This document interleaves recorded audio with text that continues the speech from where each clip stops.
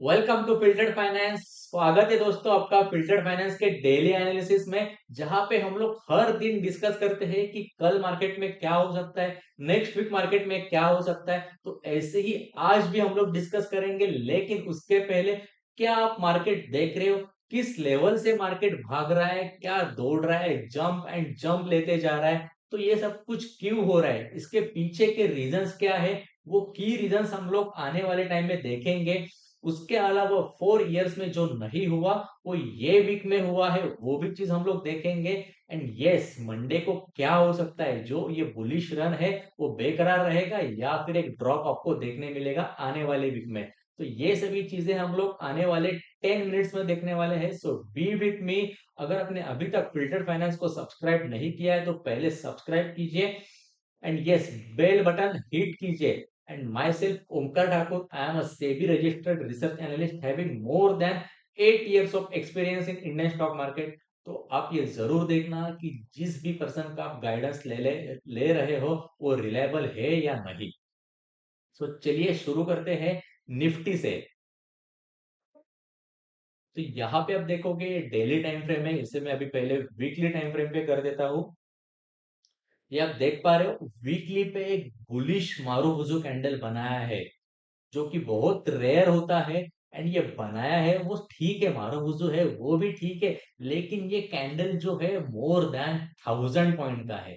और इसके पहले ये कैंडल 4 साल पहले बना था, जो कि 1 फरवरी 2021 के आसपास। आप देख सकते हो यहाँ पे कि 2021 में 1 फरवरी को ये ऐसे ही कैंडल बना था, जिसने 1000 पॉइंट से भी बड़े पॉइंट्स दिए थे, यानी कि ज्यादा पॉइंट्स की रैली दी थी, और एक कैंडल में उतने पॉइंट्स कवर किए थे। तो ऐसे ही अभी ये कैंडल बना हुआ है, जो कि लोग कह रहे थे कि लास्ट 28 ईयर्स में नहीं हुआ। Month on month basis market जो है ड्रॉप होते जा रहा है, ये है वो है। लो भाई, कर दिया एक ऑल रिकॉर्ड, एक नया रिकॉर्ड सेट कर दिया निफ्टी ने अगेन। और ऐसे ही कुछ हाल सेंसेक्स का भी है, लेकिन उसके हम लोग लेवल्स देखने वाले हैं। तो ये तो एक पता चल गया आपको चीज की जो नहीं हुआ, एक अच्छा खासा ब्रेकआउट ब्रेकआउट आप कह सकते हो। ये मैं क्यों कह रहा हूँ तो आपको यहाँ पे पता चलेगा। तो जो एक ट्रेंड लाइन पास हो रही थी वीकली वीकली टाइम फ्रेम पे, वो बहुत टाइम से देख रहा था मैं, लेकिन अब फाइनली जाके ब्रेकआउट आया है। अगर ये रैली को कंटिन्यू करना है तो यही ट्रेंड लाइन पे पुल बैक आना चाहिए, जो कि फिर से मार्केट एक 300-400 पॉइंट नीचे आएगा। एंड उसके बाद फिर जो रैली आपको मिलेगी वो आपका डेस्टिनेशन तैयार करेगी कि कहाँ तक जाएगा। 24,800 उसका नेक्स्ट डेस्टिनेशन रहेगा, या फिर उसके बाद भी और ऊपर जाके market all time high set करेगा। ये मार्केट क्यों बढ़ रहा है उसके पीछे के हम लोग एक बार पहले रीजंस देख लेते हैं, उसके बाद हम लोग लेवल्स देखेंगे। तो यस, इसके पीछे के जो रीजन है वो है पॉवेल जी, यानी कि जैसे कि अपना सेंट्रल बैंक है वैसे ही यूएस का फेड बैंक है, तो वहां पे इंटरेस्ट रेट स्टेबल लेने का डिसीजन लिया गया पॉवेल जी से, जो कि वहां के गवर्नर है। तो उसी के वजह से आईटी स्टॉक जो है वो बहुत ज्यादा बूम कर रहे हैं। एंड बूम मतलब क्या, 4 5 6% से आईटी स्टॉक्स बढ़ रहे हैं। एंड आईटी स्टॉक्स बढ़ने के रीजन के वजह से ही आप यहाँ पे देखोगे कि यूएसडी आईएनआर जो है, just a minute, USD INR जो है, आईएनआर बहुत अच्छी तरीके से डेप्रिशिएट, सॉरी, एप्रिशिएट हो रहा है। डेप्रिशिएट तो यूएसडी हो रहा है। ओके, तो आप यहाँ पे देखोगे तो आईएनआर किस तरीके से डेप्री एप्रिशिएट हो रहा है, माय बैड, ये नीचे जा रहा है लेकिन ये अप्रिशिएट हो रहा है। ये इंडियन के लिए या फिर इंडियन रुपीस के लिए बहुत अच्छी न्यूज है।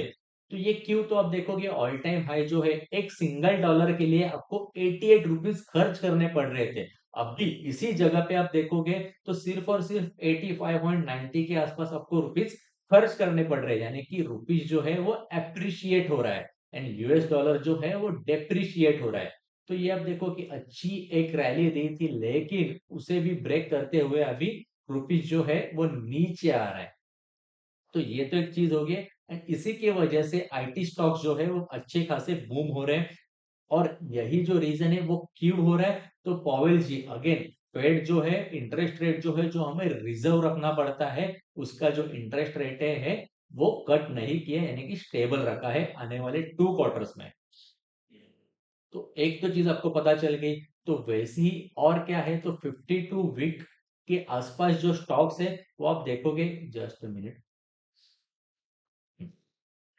52 वीक के हाई के आसपास ये देखो इतने सारे स्टॉक्स है। निफ्टी फिलहाल के लिए आप देखोगे तो 12% फिर भी नीचे है ऑल टाइम हाई से, लेकिन ये जो स्क्रीन पे आपको दिख रहे हैं स्टॉक्स, उन्होंने 52 वीक का हाई जो है ऑलरेडी ब्रेक कर दिया है। यही नहीं तो उसके आगे जो और एक रीजन है, तो जस्ट मिनट मैं एक बार देखता हूं कि यस, आने वाले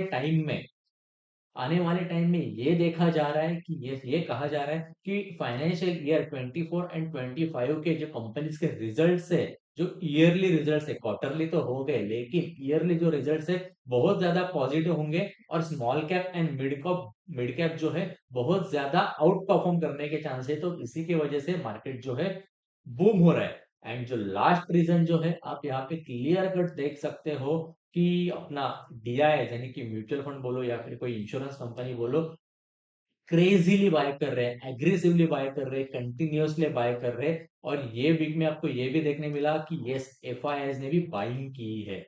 अभी आज का डेटा तो नहीं है, आज का डेटा आपको कल पता चलेगा, लेकिन यस, कल के दिन में भी आप देख सकते हो यहाँ पे कि एफआईआईज ने अच्छी तरीके से बाइंग भी की है। तो जिसकी वजह से मार्केट जो है वो शूट हो रहा है। तो आई होप आपको जो की रीजन है वो पता चल गया है कि मार्केट क्यों बढ़ रहा है। तो अभी हम लोग देखते हैं कि निफ्टी में आने वाले टाइम में क्या हो सकता है, निफ्टी का आगे का जो रेजिस्टेंस है, निफ्टी कहाँ पे आके रुकेगा, तो वो सभी चीजें हम लोग एक बार देखते हैं। 15 मिनट में एनालिसिस करते हैं। ओके, अगर मार्केट को पहले तो हम लोग नीचे आना है तो क्या करना पड़ेगा वो एक बार देखते हैं। 23,295 के नीचे क्लोजिंग देनी चाहिए, तब जाके मार्केट नीचे 50-60 पॉइंट्स दे सकता है। तब जाके मार्केट जो है समथिंग अराउंड 230 के आसपास या फिर 35 के आसपास आ सकता है। उसके बाद भी अगर नीचे क्लोजिंग आ रही है तो नेक्स्ट डेस्टिनेशन जो रहेगा वो समथिंग अराउंड 180 के आसपास रहेगा। और उसके बाद जो ये लो आपको दिख रहा है ये रहेगा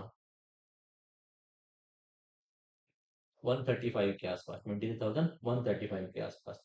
ओके, तो वैसे ही जो बुलिश रैली है वो कहाँ तक चलेगी सिर्फ मंडे के दिन के लिए मैं डिस्कस कर रहा हूँ, बाद में मैं डेली पे भी आपको बताऊंगा। ओके, सो समथिंग अराउंड 400 के ऊपर क्लोजिंग आनी मैंडेटरी है, 415 के ऊपर क्लोजिंग चाहिए हमें। हम्म,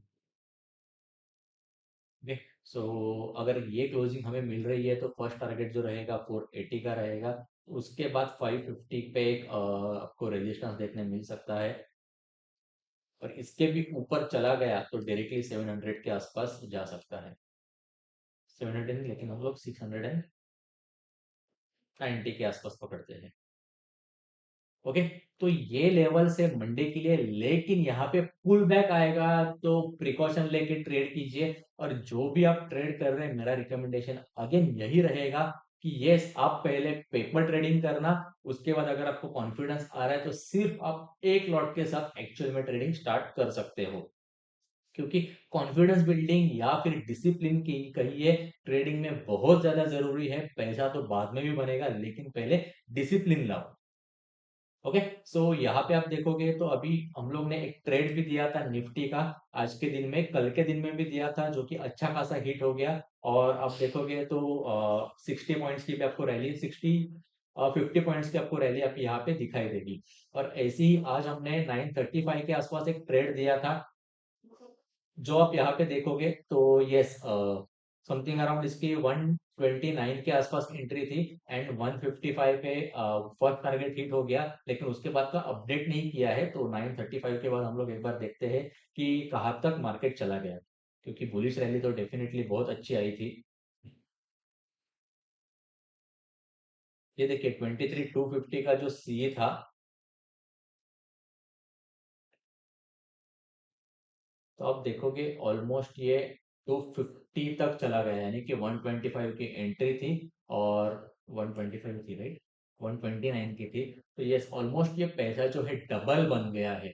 और क्या चाहिए, अभी तक ये चैनल को आपने ज्वाइन नहीं किया है तो डिस्क्रिप्शन में आपको लिंक मिल जाएगी, जिसके थ्रू आप ये चैनल ज्वाइन कर सकते हो। जहाँ पे कुछ भी हमारा इंटेंशन ये नहीं है कि आप ढेर सारा पैसा कमाओ, ये करो वो करो, लेकिन जो भी हम लोग ट्रेड दे रहे हैं वो पेपर ट्रेडिंग में कॉन्फिडेंस बिल्डिंग के लिए ले लेना। और दूसरी चीज, उसके पीछे का लॉजिक जो है वो फाइंड करने के लिए ट्राई करना। एंड कुछ भी डाउट है तो मुझे कमेंट करके जरूर बताना। एंड ये सब कुछ मैं क्यों कह रहा हूँ, तो अगेन इतने सालों का एक्सपीरियंस है, जो स्ट्रेटेजीज बिल्ड की हुई है वो मैं आपके सामने लेके आता हूँ, और जो लेवल डिस्कस करता हूँ वो पहले ही मैं मार्क करके रखता हूँ एंड आपके सामने प्रेजेंट करता हूँ। तो वैसे ही सेंसेक्स में क्या हो सकता है, एक बार हम लोग देखते हैं कि ये जो वीकली एक्सपायरी भी रहेगी नेक्स्ट वीक में, सॉरी मंथली एक्सपायरी रहेगी, तो वो सिनेरियो में क्या हो सकता है। ये देखिए कि अगर सेंसेक्स को नीचे आना है तो 76,680 के नीचे हमें क्लोजिंग चाहिए। ओके, अगर यहाँ पे हमें क्लोजिंग मिल रही है तो ये समथिंग अराउंड 400 तक सेंसेक्स आ सकता है, 420 तक आ सकता है। और उसके बाद जो नेक्स्ट एक्सटेंशन जो रहेगा वो 76,150 के आसपास रहेगा। बहुत बड़े टारगेट है, लेकिन सेंसेक्स से तो आ सकता है। और सेंसेक्स के एक्सपायरी के दिन अच्छी खासी मूवमेंट भी रहती है। और वैसे ही अपसाइड में आप देखोगे तो ये 77,050 या फिर 60 के ऊपर आपको क्लोजिंग चाहिए। 65 पकड़ते हैं। ओके, और इसके बाद अगर ऊपर आ रही है क्लोजिंग तो आपका फर्स्ट टारगेट जो रहेगा वो 200 के आसपास रहेगा। इसके बाद वाला जो टारगेट रहेगा वो 370 के आसपास रहेगा।